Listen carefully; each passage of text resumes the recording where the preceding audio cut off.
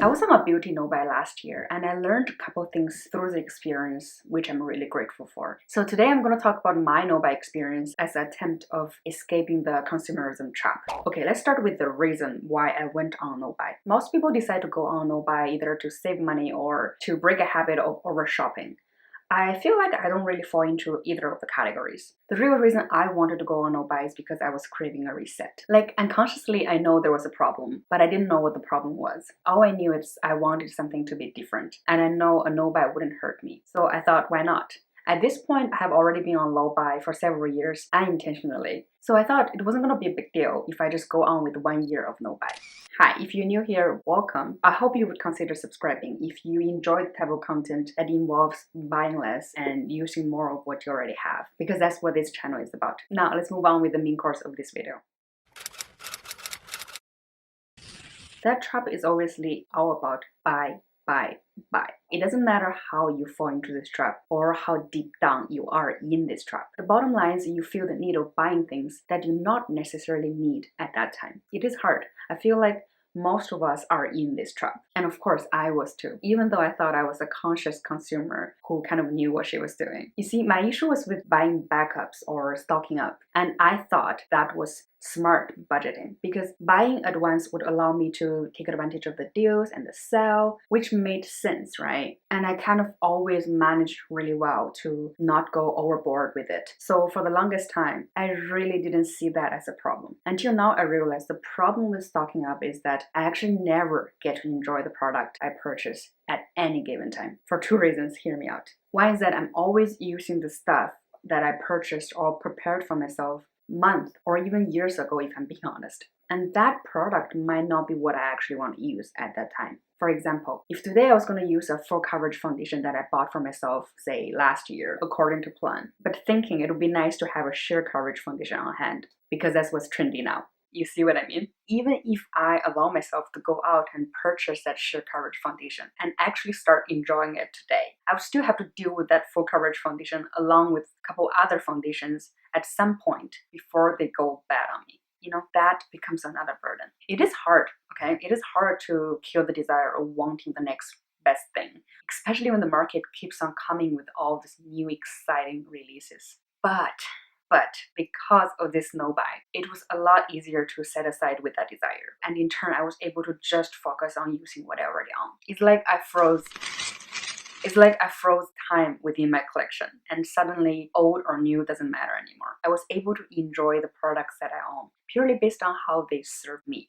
Let's move on to the second angle, how no-buy has freed my lack of enjoyment with my products. You see, because I always had the next thing lining up for me, I would focus more on when the product would be finished so I can jump on with the next product in my stash instead of really enjoying the product that I'm using. But with being on no-buy, I was not allowed to purchase or replace anything, even if I rushed to the last bit of that product. So it basically put an end to the behavior of wanting to finish the product. And it just felt so liberating because this is such an old habit that I kind of already had for over a decade. And I think this is exactly the change that I was looking for. Using the product from my stash that I prepared for myself a long time ago and eager to start using the next new but actually old product. Like, these two factors basically guarantees that I will never give my full attention to the product that I'm using because I'm either living in the past or I'm looking into the future, which is why I'm really grateful for this no-buy experience because it helped me to shrink that gap from the past to the future and brought me closer to the moment. For my makeup inventory, there's still a long way to go. But for my skincare inventory, throughout this year, I have managed to use up so many skincare products. I'm almost caught up to date with a lot of categories. Take a look at my skincare inventory at the beginning of the year. By the way, this is not absolutely everything. I had a few things that managed to head away from this photo shoot. For cleanser products, including makeup remover, cleanser, and exfoliates, I had 22 at the beginning of the year. Now I have 12. I used up about half. Not only that, 5 out of the remaining 12 is almost on its way out, assumingly in the next 2 months for sure. And the count for my toner went from 7 to 3, and 2 out of that 3 is halfway done. And my serum count went from 11 to 4. Again, is more than 50% gone.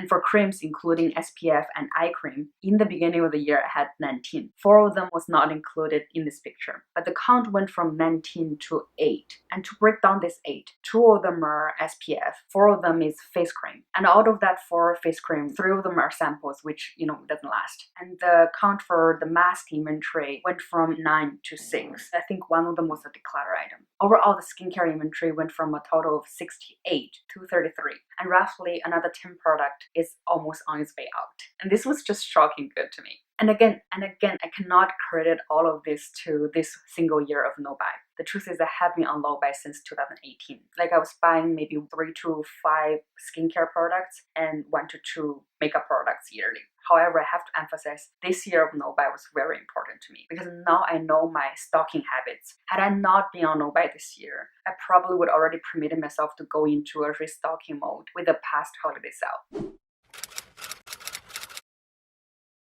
Not only no buy has helped me to stop from restocking, I also noticed myself started appreciating more for the things that I already have. Before this no buy experience, I would really look forward for empty, and sometimes I would over-apply a little bit, just so I can use it up a little bit faster. But that has changed throughout this no buy year, because I knew I cannot purchase or replace. I did not want to run out with face cream because it is an essential step to my skincare. So I had to make it work with what I'm left with. Not only I don't over-apply, sometimes I would actually under-apply. And I would do things to help it to absorb, to maximize its effect. And that is a complete shift for me, which I honestly love so much more. I think this is very relatable to the whole minimalism concept, where when you have less, you actually enjoy it more. With that being said, I have to say I'm not at all against having multiples of anything. In fact, I like having variety, and I don't think no buy has changed that for me. But what I don't want to look back with is having too much. And that is definitely something that I'm still learning how to get it with balance with.